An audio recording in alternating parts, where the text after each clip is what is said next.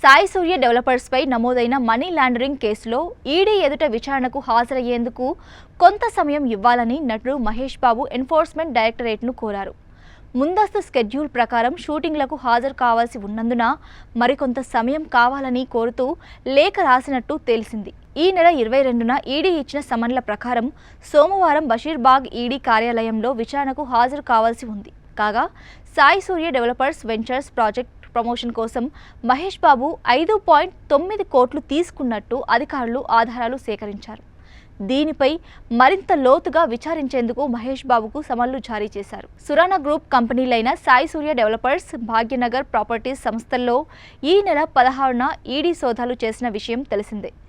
ఈ సోదాల్లో మహేష్ బాబుకు చెక్కుల రూపంలో 3.4 కోట్లు, నగదు రూపంలో 2.5 కోట్లు చెల్లించినట్లు ఆధారాలు లభించాయి. మహేష్ బాబు ప్రస్తుతం రాజమౌళి డైరెక్షన్లో తెరకెక్కుతున్న SSMB 29లో నటిస్తున్నారు. దీనికోసం ఆయన ప్రత్యేకంగా మేకోవర్ కూడా అయ్యారు.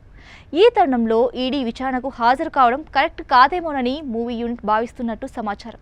అయితే సినిమా షూటింగ్ పూర్తయ్యే వరకు ఈడీ విచారణకు హాజరు కాకుండా ఉండడం అనేది అసాధ్యమని, దీనిపై ఏం చేయాలనే దానిపై యోచిస్తున్నట్టు తెలుస్తోంది.